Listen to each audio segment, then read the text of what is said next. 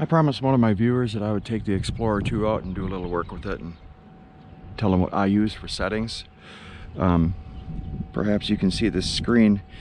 Normally I just hunt really high conductors, so I have the upper quadrant of the screen open. I have less of that open right today, but usually the entire upper quadrant, so if you put it into quadrants, black out everything except the upper right.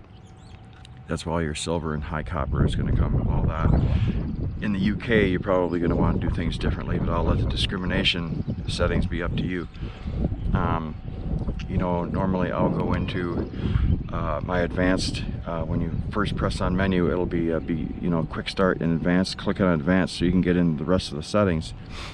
With my audio, the audio volume, max limits at 5. This is just what I use.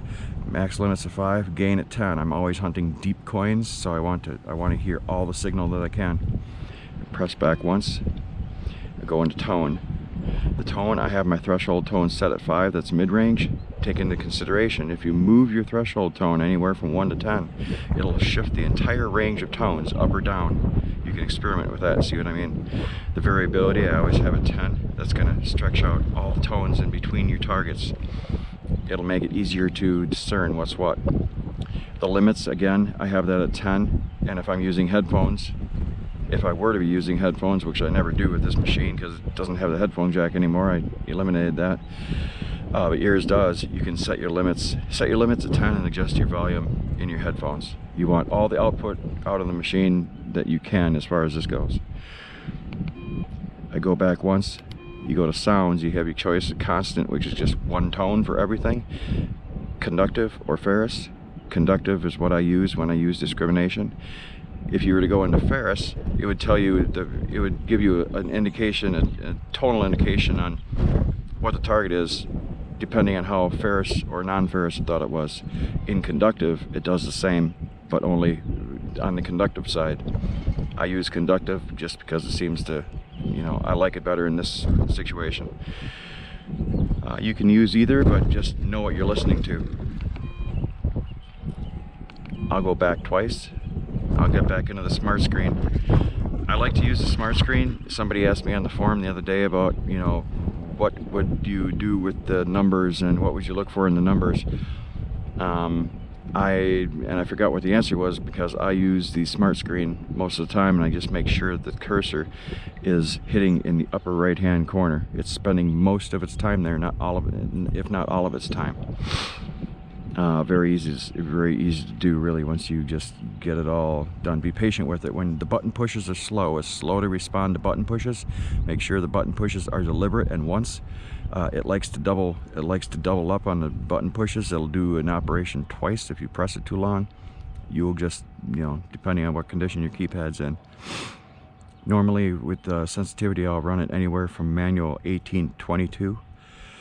I hardly ever go above that, hardly ever go below it. I used to hunt an semi-auto, like 26 to 28, but I found that was I wasn't getting all the depth that I could, so I don't do that anymore. Normally I'll have it at 20, and with 13-inch coil that gets me 9-10 inches on a dime in decent soil. So I'll show you one that I have here.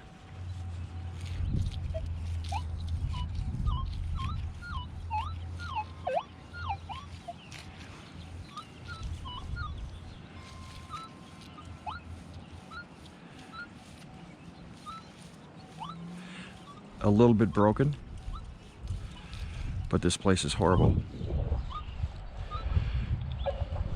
I'm not guaranteeing that this is a coin, but if it is, it'll be a silver one. The cursor is pegged way in the upper right hand corner. The cursor body itself is actually hanging off the screen. So it'll either be a silver coin mixed with something, or it'll be something mimicking a silver coin. But this is the kind of hit that I look for all the time. Not necessarily clear, loud hits. I'm looking for small, deep coins. I'm really looking for big, deep coins, but I hardly ever find those.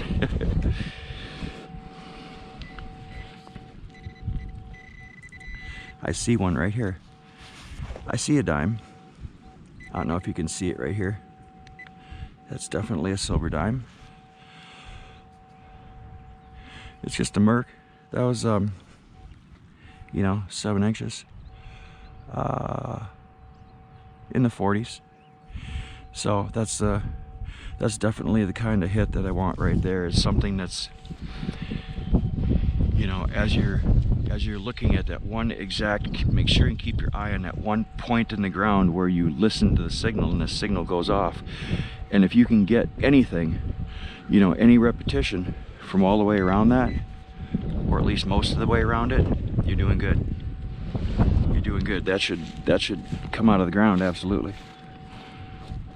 So that's a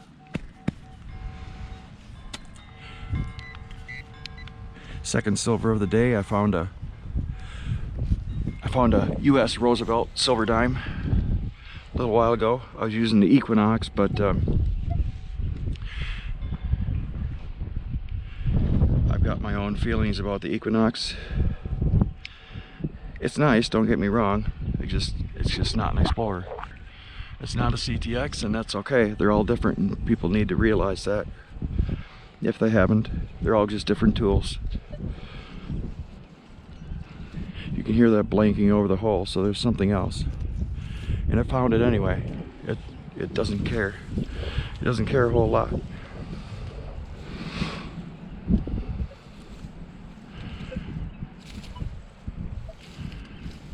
I'll try to come up with another good example, and let's see what that one looks like.